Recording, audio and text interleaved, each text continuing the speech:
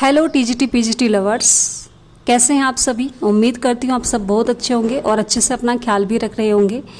तो आज का सेशन स्टार्ट करते हैं एक मोटिवेशनल लाइन के साथ, क्योंकि मुझे पता है इस वक्त आप बहुत ज़्यादा डिमोटिवेट हो रहे हैं। अभी आपका पढ़ने का बिल्कुल भी मन नहीं है, आपको लग रहा है कि एग्ज़ाम तो हो नहीं रहा है, हम क्यों पढ़े, कैसे तैयारी करें। अब ये भी नहीं कंफर्म है कि कब होगा। हाँ, जुलाई में आपका एग्ज़ाम दिया हुआ था, लेकिन अब वो भी कंफर्म नहीं है कि जुलाई में होगा भी या नहीं होगा। तो यही सोचकर मैं एक वीडियो बनाई है मैंने आज, और मैं सोच रही हूँ कि ये वीडियो डेफिनेटली आप सभी के लिए एक मोटिवेशनल आपकी लाइफ में लेके आएगा, ताकि आप मोटिवेट हों अपने करियर के प्रति, अपनी जॉब के प्रति, जो आपको चाहिए, जो आपकी वैकेंसी, जिस सीट के लिए आप अभी अपनी तैयारी कर रहे थे, वो आपकी सीट किसी और के पास ना जा पाए, है ना। हमें यही तो करना है इस वक्त, कि हमें क्या करना है, अपनी उस सीट को मजबूत रखना है, उस सीट को पक्का करना है, कि कहीं ऐसा ना हो कि अगर मैं थोड़ा सा भी ढील बरतूं तो वो सीट किसी और की हो जाए, है ना। तो ये एक मोटिवेशनल लाइन आप देख लीजिए यहाँ पे, it seems autumn is in my lap today, यानी कि इट सीम्स ऑटम, यानी कि आज जो, अगर मैं बात करूँ लैप या दामन या गोद, हम कहें कि ऑटम है, यानी कि दामन में पतझड़ लगे हैं, ठीक है। और नॉर्मली मैं इसका हिंदी निकालूँ तो दामन में मेरे आज पतझड़ है लगे। नॉर्मली आज यही हम सोच रहे हैं, हमारी लाइफ में यही हो रहा है, क्योंकि जिस तरीके से हम तैयारी कर रहे थे, जैसे हमें क्या हो रहा है यहाँ पे कि हमने 2022 में फॉर्म भरा था, फिल किया था, और उसके बावजूद भी एग्ज़ाम की डेट आई, अप्रैल में आई। फिर अप्रैल में हम बड़े ज़ोरों शोरों से तैयारी कर रहे थे, फिर पता चला कि नहीं मई में होगा एग्ज़ाम। हम फिर भी सोचा कि चलो कोई नहीं, एक महीना और एक्स्ट्रा हमें मिल गया। अब हम जब 15 दिन पहले हमें पता चलता है कि भाई वो एग्ज़ाम हमारा मई में भी नहीं हो रहा है, तो हम फिर से, अभी पता चला कि वो जुलाई में चला गया, और जुलाई के भी अभी आप देखें तो ये भी कुछ कहने को मिल रहे हैं कि भाई जुलाई में भी पक्का नहीं पता है, कंफर्म नहीं है कि होगा भी या नहीं होगा। तो इस वक्त आप बहुत ज़्यादा डिमोटिवेट हो रहे हैं। आप यही सोच रहे हैं कि पढ़े या ना पढ़े, किस तरीके से करें अपनी लाइफ में, किस तरीके से हम लेकर चले, कैसे स्टडी करें। वो सब चीज़ें बहुत सारे आपके दिलो दिमाग में छा रही हैं, दिलो दिमाग में चल रही हैं। लेकिन ये जो लाइन है यहाँ पे, ये आपको ज़रूर मोटिवेट करेगा कि it seems autumn is in my life today, आज दामन में मेरे पतझड़ लगे हैं, but a garden is yet to bloom, यानी कि अगर हम बात करें कि एक गुलिस्ता अभी जो खिलना बाकी है, अभी वो गुलिस्ता जो खिलना है ना, वो बाकी है। अभी आपको लग रहा है कि पतझड़ है, अभी कुछ भी आपका बिल्कुल भी आपकी लाइफ में आपको लग रहा है कि करियर शायद अब एक बिल्कुल नीचे की ओर जा रहा है, अभी आगे नहीं बढ़ रहा है। आप इतने दिनों से तैयारी कर रहे हैं, इतने टाइम से आप लगे हुए हैं, लेकिन फिर भी आप क्या है कि एग्ज़ाम होने पे नहीं आ रहा है। लेकिन आपको क्या करना है, यही तो चाहते हैं लोग, यही तो चाहते हैं कि हम क्या करें, हम तैयारी करना छोड़ दें। कुछ हमारे जो हमें नहीं चाहते कि हम आगे बढ़े, हम प्रोग्रेस करें, वो लोग तो यही चाहते हैं कि हम छोड़ दें। किसी को क्या फ़र्क पड़ेगा आप तैयारी करें या ना करें। लोग तो रिजल्ट देखते हैं ना, आप लोगों की जो मेहनत है ना, वो लोग कौन देखता है, कोई नहीं देखता। वो सिर्फ आपको पता है कि आपने कितनी मेहनत की है, आपने कितना संघर्ष किया है अपनी लाइफ में, कितना संघर्ष करके आप वो उस चीज़ के लिए आप तैयार कर रहे हैं। लेकिन अब जो आपने बिल्कुल तैयार कर लिया था, हर एक चीज़ आप बहुत अच्छे से लेके चल रहे थे, क्या आप उसको ऐसे बर्बाद करने दोगे, ऐसे ही उसको छोड़ दोगे, है ना। ऐसे अगर छोड़ देंगे तो क्या फ़ायदा होगा। उसको इतनी सारी मेहनत करने के बाद आप अगर उसको छोड़ देंगे तो फिर क्या होगा, फिर आपको दोबारा से रिस्टार्ट करना पड़ेगा, आपको दोबारा से सारी चीज़ें आपको मेंशन करनी पड़ेगी, दोबारा से रिवाइज करना पड़ेगा, दोबारा से हर एक चीज़ को पढ़ना पड़ेगा। हम ऐसा करें ही क्यों मौका दें भैया, हम मौका ही क्यों दें कि हमें वो सारी चीज़ें दोबारा से पढ़नी पड़े। बिल्कुल नहीं, हमें क्या करना है, मोटिवेट रहना है, अपने संघर्ष को जारी रखना है। एग्ज़ाम कभी भी तो होगा ना, होना तो जरूरी है ना एग्ज़ाम। अभी वो चाहे 2025 के आपके यहाँ पे अगर हम बात करें जुलाई में हो जाए, ठीक है, या फिर वो 2025 के एंडिंग में हो जाए, या फिर आप नॉर्मली मैं आगे नहीं बढ़ाऊंगी, आपको डीमोटिवेट नहीं करूँगी, लेकिन एग्ज़ाम होना ही होना है, ठीक है। एग्ज़ाम तो फाइनली होगा ही ना, तो हम क्यों अपनी तैयारी को रोकें, क्यों हम डिमोटिवेट हो। हमें अपनी तैयारी को बहुत अच्छे से लेकर चलना है, बहुत अच्छे से पढ़ाई करनी है, ताकि वो जो सीट मैंने पक्की की थी ना, जो मुझे लग रहा था कि मैं पक्की हो चुकी है मेरे लिए, मैं अब बस उसके लिए दिन रात लगी हुई थी या लगा हुआ था, तो अभी उसके लिए आपको और प्रयासरत रहना है और अच्छे से मेहनत करनी है। जो चीज़ें छूटी हुई है उसको लेकर चलना है। अभी ये वो समय है जब आप अपनी, जहाँ पर आपकी जो फॉल्ट है, आपकी गलतियाँ हैं, आपकी जो एरर्स हैं, उनको निकालने की बारी है, उनको निकालने का टाइम है। तो आप प्लीज़ डिमोटिवेट बिल्कुल ना हो, अपनी तैयारी को जोरों तोरों से आप तैयार रखें और अच्छे से अपनी मेहनत करते रहें, ठीक है। तो आई होप आप सभी बहुत अच्छे से आप अपनी मेहनत करेंगे और अच्छे से ध्यान रखेंगे, अपनी पढ़ाई की तरफ फोकस रखेंगे, स्टडी को नहीं रोकेंगे और अपनी तैयारी को करते रहेंगे, ठीक है। तो चलिए इसी उम्मीद के साथ स्टार्ट कर लेते हैं। पहला क्वेश्चन मेरे सामने यहाँ पर दिखाई दे रहा है, ठीक है भाई। और स्टार्ट करने से पहले जो भी नए जुड़ रहे हैं हमारे साथ, वो चैनल को सब्सक्राइब जरूर कर ले, ताकि नोटिफिकेशन उनके पास समय से पहुँच पाए भाई, है ना, और अच्छे से हम तैयारी भी कर पाए। पहला क्वेश्चन हमारे सामने यहाँ पर देखने को मिल रहा है कि John Galsworthy styles is remarkable for, यानी कि जो जॉन गाल्सवर्दी हैं हमारे टीजीटी के जो एक 4 राइटर में से एक हैं हमारे, जो कि जॉन गाल्सवर्दी हैं, वो रिमार्केबल करते हैं। उनका जो स्टाइल है लिखने का, वो किस तरीके से लिखते हैं, ठीक है। इट्स स्ट्रेंथ एंड इल्सिसिटी की बात करें अगर हम, it's powerful sweep, brilliant illustration के बारे में बात करें, इट्स डीप साइकोलॉजिकल एनालिसिस की बात करें, या फिर ऑल ऑफ अबव। यहाँ पर अगर हम बात करें जॉन गाल्सवर्दी, नॉर्मली जिन्होंने सोशल प्लेज की बात करें हम, जो यानी कि सोशल प्रॉब्लम्स पे लिखा है, तो ये वो सारी ही चीज़ों को शामिल करते हैं। तो हमारा जो आंसर हो जाएगा भाई, वो डी हो जाएगा, ठीक है। तो डी हमारा आंसर यहाँ पे देखने को आपको मिल रहा है, बड़ी आसानी से आप इसको कर सकते हैं, ठीक है।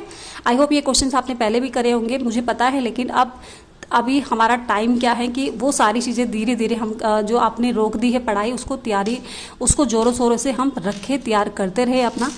तो चलिए फिर नेक्स्ट क्वेश्चन देख लेते हैं। नेक्स्ट क्वेश्चन है हमारे पास कि John Galsworthy justice, John Galsworthy का जो जस्टिस प्ले है, the law is what is, यानी कि कोट है यहाँ पे देखने को मिल रहा है, जो कि आपका the law is what it is a majestic Edifice, है ना, सेल्टरिंग, यानी कि सेल्टरिंग all of us, each stone of each which rest of another has been said by, ये किसके द्वारा यहाँ पे लाइन कही गई है, the law is what is a majestic edific sheltering all of us, each stone of which rests on another। किसने कही है? क्या ये बात कैशियर कहता है, या फिर लॉयर, या फिर जज, या फिर मैनेजर? तो यहाँ पर हमें देखने को मिलता है कि कौन कहता है इस लाइन को, यहाँ पर जज, यहाँ पर जो होता है वो जज इस बात को बोलता है, जो कि लॉ से रिलेटेड या जस्टिस से रिलेटेड वहाँ पे बात को कहता है, ठीक है। चलिए फिर अब आगे बढ़ जाते हैं। नेक्स्ट क्वेश्चन है हमारे पास कि इन विच ईयर, कौन से ईयर में Galsworthy refuse the offer of a knighthood, knighthood की उपाधि को उन्होंने क्या कर दिया था, रिफ्यूज कर दिया था, यानी कि लेने से मना कर दिया था उस ऑफर को। तो अगर हम बात करें तो कौन से ईयर की बात है, 1918 की बात है, 1919 की, या फिर 1917 की, या फिर 1920 की बात है? तो यहाँ पर इन चारों में से कौन सा ऑप्शन आपको सही लग रहा है, तो आप कमेंट्स में उसका आंसर भी दे सकते हैं, चेक भी कर सकते हैं कौन कौन से आंसर आप सही कर रहे हैं, ठीक है। तो हमारा जो आंसर हो जाएगा वो बी हो जाएगा, 1919 में हमें देखने को मिलता है। कुछ इन्फॉर्मेशन भी जान लेते हैं यहाँ पे। Galsworthy was the winner of Nobel prize, Nobel prize के विनर इनको कहा जाता है, क्योंकि इन्होंने नोबेल प्राइज़ यहाँ पे मतलब इनको मिला था। कब मिला था? 1932 में इनको मिला था, और 1933 को इनकी डेथ हो गई थी, तो ये भी हमें पता ही है। He return down a knighthood, यानी कि he turn on down a knighthood nominate, इनको नॉमिनेट किया गया था, ठीक है। किसके लिए? नाइटवुड उपाधि के लिए बाय प्राइम मिनिस्टर जो कि डेविड लॉयड जॉर्ज थे, उन्होंने इनको क्या किया था? नॉमिनेट किया था, जो कि 1919 में किया था। On the prescript that a writer's reward comes simply from writing itself, जो कि इनकी राइटिंग्स के लिए इनको उपाधि के रूप में यहाँ पे, ठीक है, यानी कि इनको नॉमिनेट किया गया था। तो ये चीज़ें आपके यहाँ पे इन्फॉर्मेशन है, इसको भी आप ध्यान रखते हुए चलेंगे, ठीक है। नेक्स्ट क्वेश्चन है कि इन विच ईयर, किस ईयर में वाज जस्टिस पब्लिश, कौन से ईयर में जस्टिस को पब्लिश किया गया था? 1905 में, 1912, 1910 में, या फिर 1908 में किया गया था? तो ये तो आपको पता ही है, आंसर हमारा सी हो जाएगा, 1910 में। अगर हम बात करें यहाँ पे, जो कि आपका जस्टिस प्ले था, उसको यहाँ पे क्या किया गया था? पब्लिश कराया गया था। ठीक है, एंड नेक्स्ट क्वेश्चन की बात करें, नेक्स्ट क्वेश्चन हमारे पास यहाँ पे देखने को मिल रहा है कि यहाँ पे Greville Barker was responsible for the introduction to the English stage of Galsworthy following plays except one, identify the odd one out. यहाँ पर आपको बताना है कि जो कि ग्रिनवल जो बार्कर थे वाज रिस्पॉन्सिबल, जो रिस्पॉन्सिबल है फॉर द इंट्रोड्यूस यानी कि इंट्रोडक्शन करने के लिए to the English stage of Galsworthy के साथ, यानी कि फॉलोइंग प्लेस। ठीक है, वो प्ले आपको बताना है। यहाँ पे आंसर आपका वैसे भी पहले ही आ रहा है, तो बी आंसर हमारा देखने को मिल जाता है।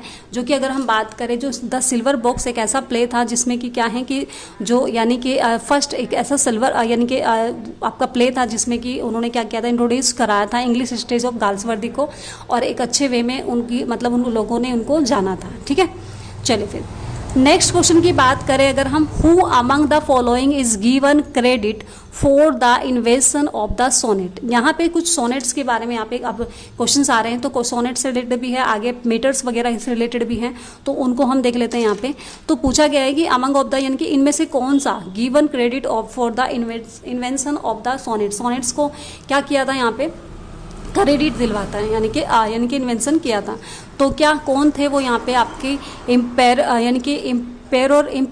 फ्रेडिकेट सेकंड थे, या फिर डेंटे एलाइनग्री थे, या फिर इम्पेरियर फ्रेडिकेट फर्स्ट थे, या फिर आपके यहाँ पे गियोकोमो ड लिटेनी थे। तो कौन यहाँ पे हमारे पास यहाँ पे आंसर हो जाएगा हमारा, जो होगा डी। ठीक है, गियोकोमो ड लेंटिनी आपके सामने यहाँ पे आंसर हमें देखने को मिल जाता है। ठीक है, तो ये आंसर है भाई, इसको आप ध्यान में रखें। ठीक है, चलिए नेक्स्ट क्वेश्चन है हमारे सामने कि फेरिक मीटर, जो कि फेरिक अगर हम बात करें यहाँ पे मीटर्स के बारे में यहाँ पे क्वेश्चन पूछा गया है, और एक फेरिक है।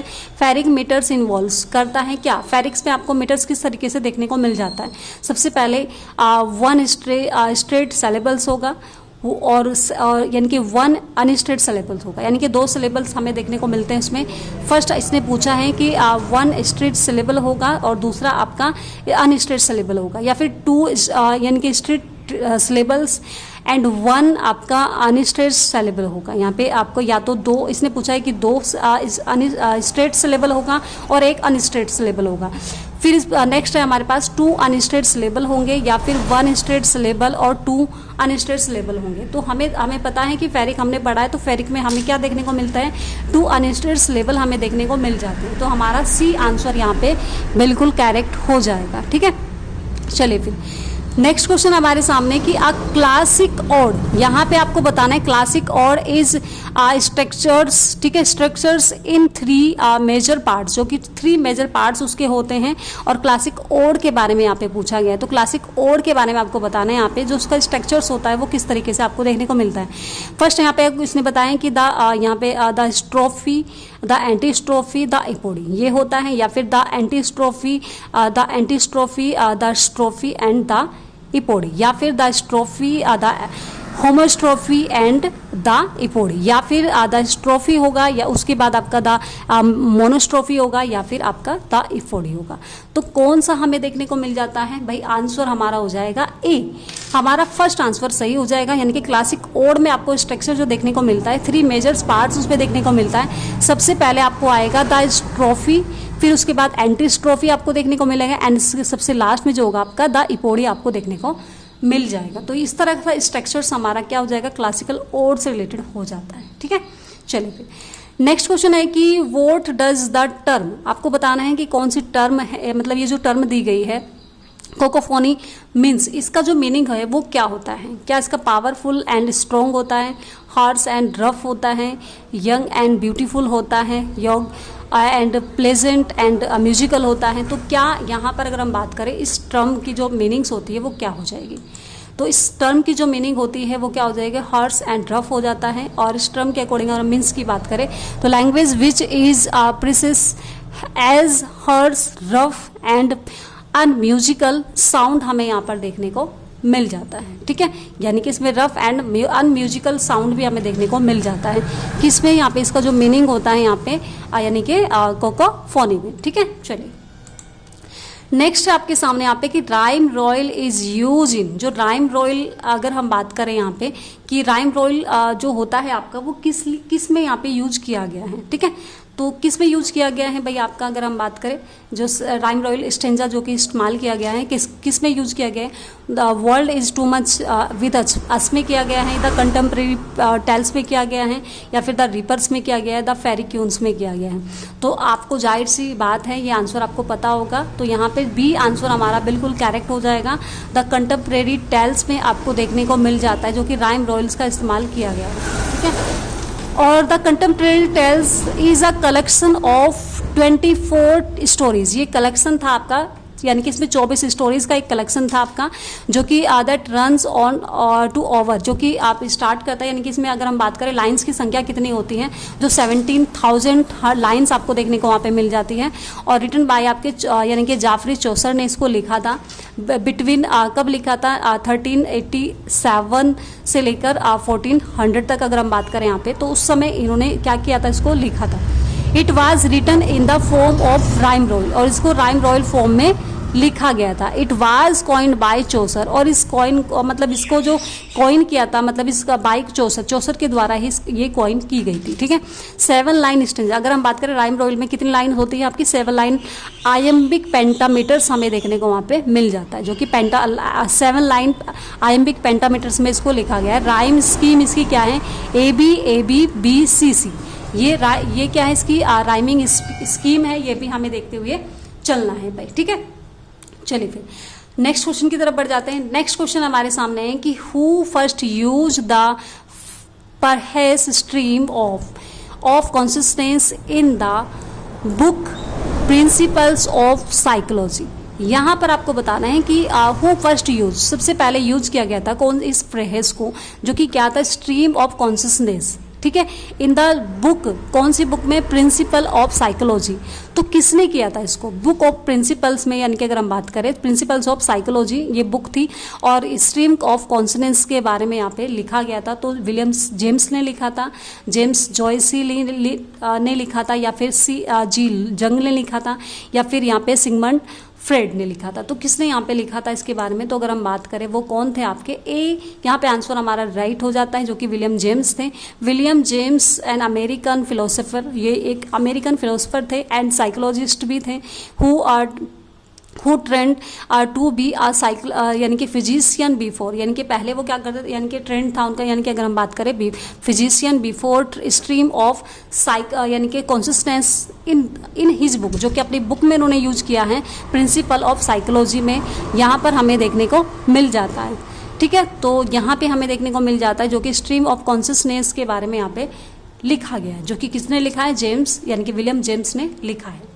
आई होप क्वेश्चन क्लियर हुआ होगा। चलिए फिर नेक्स्ट क्वेश्चन की तरफ बढ़ जाते हैं। नेक्स्ट हमारे सामने यहाँ पे दिया गया है कि व्हाट डज द टर्म, आपकी यानी कि आपको कौन सी टर्म है यहाँ पे जो प्रोसोडी यानी कि सिग्निफाई किया गया, प्रोसोडी को सिग्निफाइंग किया गया है, वो कौन सी टर्म है यहाँ पर। तो डिक्शनरी मार्किंग है, या फिर द सिस्टमेटिक स्टडी ऑफ वर्सिफिकेशन है, या फिर सेंस ड्रन है, या फिर the study of showing the relation between words में आपको देखने को मिलता है जो प्रोसोडी का यूज इस्तेमाल किया गया है।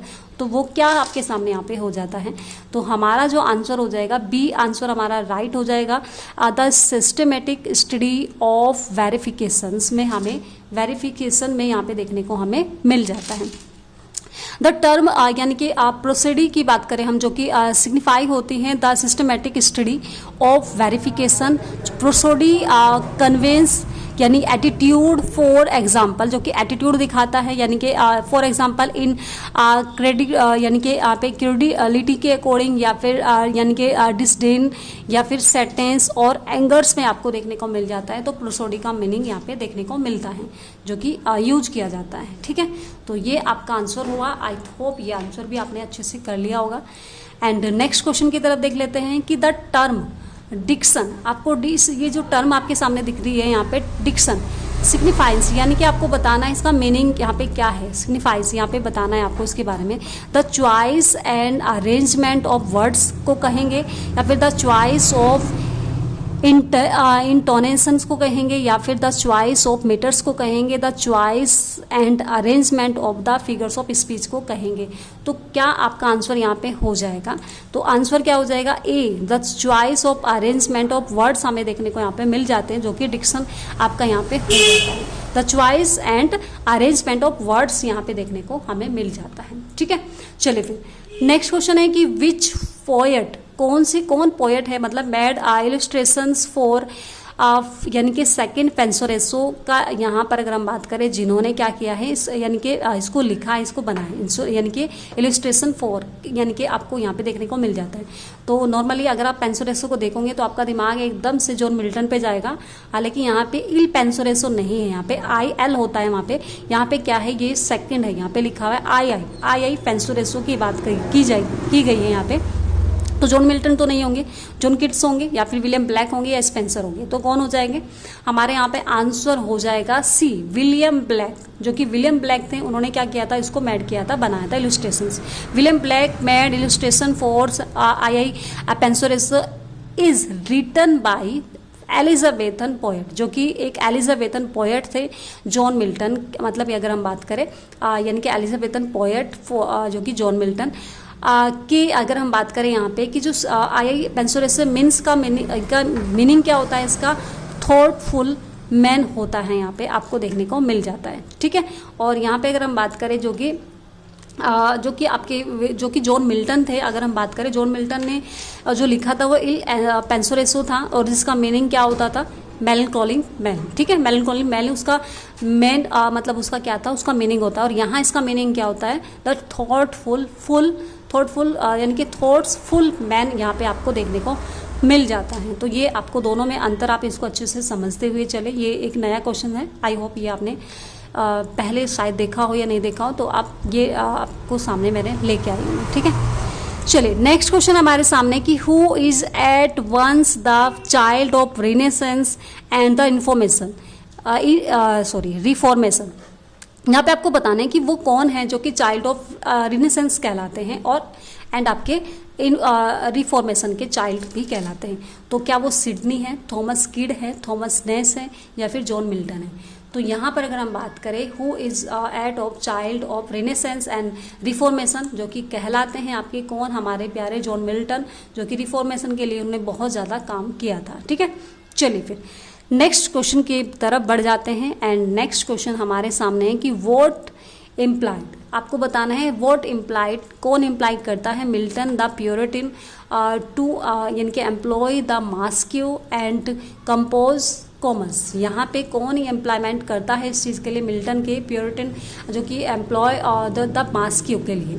तो क्या यहाँ पे आपको देखने को मिलता है, क्या यहाँ पे अप्लाई किया गया है मास्क में? ठीक है, क्या एम्प्लॉयमेंट किया गया है?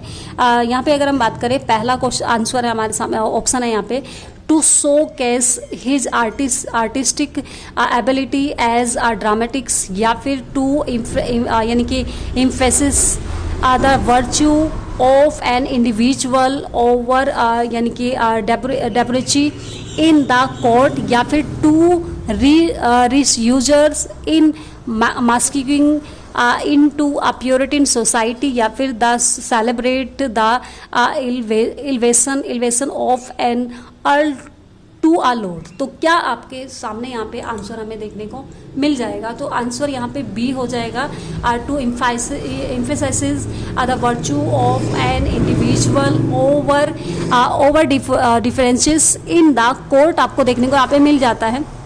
कॉमर्स मास्क्यू बाय मिल्टन के द्वारा दिया गया है, प्रेजेंटेड ऑन यानी कि सितंबर यानी कि 29 और 1634 में इसको यहाँ पे अगर हम बात करें प्रेजेंट किया गया है बिफोर यानी कि जॉन एग्रेस्ट्रेन, यानी कि किससे पहले, जॉन एग्रेस्ट्रेन जो कि अर्ल ऑफ ब्रिजवाटर थे, जो कि ब्रिजवाटर थे। ठीक है, at Ludlow Castle in Shropshire and published anonymously in 1637 में इसको क्या किया गया था, यहाँ पे एनोमेशंस किया गया था। कॉमर्स इज अ मास्क, जो कि एक मार्क्स अगेंस्ट मार्क्सिंग जो कि आपके कॉन्ट्रैक्टिंग अब प्राइवेट, जो कि आपके सामने यहाँ पे देखने को मिलता है। तो ये आपके मास्क के बारे में कुछ इन्फॉर्मेशन थी। आई होप ये आपने अच्छे से इसको लर्न किया होगा, देखा होगा। अब हम नेक्स्ट क्वेश्चन की तरफ बढ़ जाते हैं। नेक्स्ट क्वेश्चन है हमारे सामने कि आपको बताना है यहाँ पे कि सॉरी यहाँ पे थोड़ा शोर भी हो रहा है, आपको आने जाने की आवाज़ आ रही होगी, क्योंकि रोड पे ही मेरा यहाँ पे इंस्टीट्यूट है जिसमें कि मैं यहाँ पे रिकॉर्ड कर रही हूँ, तो उसके लिए सॉरी। और आगे क्वेश्चन पे ध्यान दें। स्टडी द फॉर्म मिल्टन, यानी कि फॉर्म ऑफ मिल्टन, यानी कि address to the nightingale. यहाँ पे study form of Milton's address करता है जो कि नाइट एंगल को। तो यहाँ पे मतलब आपको बताना है यहाँ पे कि क्या यहाँ पे है यूनिटी ऑफ एक्शन है, यूनिटी ऑफ प्लेस है, यूनिटी ऑफ टाइम है, या फिर यूनिफॉर्म ऑफ स्टाइल यहाँ पे देखने को मिलता है। अब लाइन क्या है, now timely sing ere the rude bird of hate, ठीक है, foretell my hopeless doom in some grove nigh, what is the rude bird of hate, यानी कि अब आपको बताना है कि रेफर टू हेयर, क्या रेफर इसमें किया गया है। तो यूनिटी ऑफ एक्शन आपको देखने को मिलता है, यूनिटी ऑफ प्लेस आपको देखने को मिलता है, यूनिटी ऑफ टाइम है यहाँ पे, या फिर स्टाइल है। तो अगर हम बात करें यूनिटी ऑफ एक्शन यहाँ पे देखने को मिलता है, यानी कि एक्शन किया जा रहा है यहाँ पे, तो वह एक एक्शन के बारे में यहाँ पे आपको देखने को मिल जाएगा। तो ये इसका राइट आंसर आपको देखने को मिल जाएगा। आई होप ये क्वेश्चंस भी आपको क्लियर हुआ होगा। एंड नेक्स्ट क्वेश्चन हमारे सामने 2-3 रह गए हैं, उसको ध्यान से फटाफट उसको कर लेते हैं हम।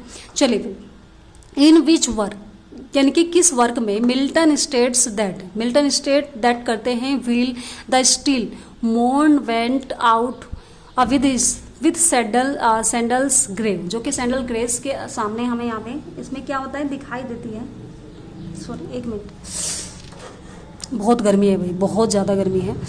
मैंने पंखा बंद करके रिकॉर्ड कर रही हूँ तो पसीने छूट रहे हैं बस, अब आप देख लीजिए, ठीक है। तो चलो देख लेते हैं इसको, कोई बात नहीं, इग्नोर करते हैं। हमें क्या करना है, हमें तो अपनी सीट पक्की करनी है। हमें अभी मेहनत करेंगे तो आगे चलकर ये मेहनत हमारे रंग लाएगी ना, तो उस चीज़ को हमें ध्यान रखना है। तो इन विच वर्क, कौन से वर्क में मिल्टन स्टेट करते हैं that wheel the steel मोर्न went out with sandals, यानी कि ग्रे, आपको किस में देखने को मिलती है,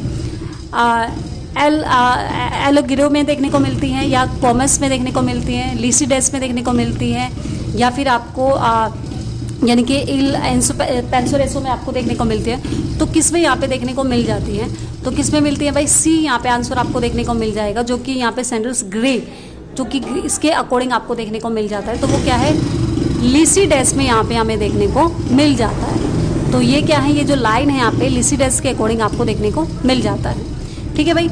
नेक्स्ट क्वेश्चन हमारे सामने है कि in the opening invocation of paradise lost और भी रेफर टू, जो कि आपको बताना है in the opening invocation of the paradise lost और बिग रेफर टू, जो कि और भी एक कैरेक्टर है जो कि आपके किस यानी कि किसका है यहाँ पे, पैराडाइज लॉस्ट का है।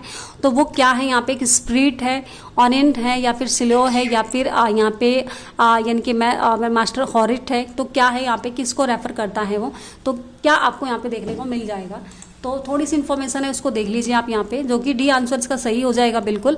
तो ये आपको आंसर देखने को मिलता है। हियर और बिग रेफर्स करता है क्या, गॉड डिलीवर्ड द 10 कमांड, ठीक है, कमांडमेंट्स आपको देखने को मिलता है to muse either on Mount Horeb and near by Mount Sinai, ठीक है, Sinai. Here has throughout Milton used the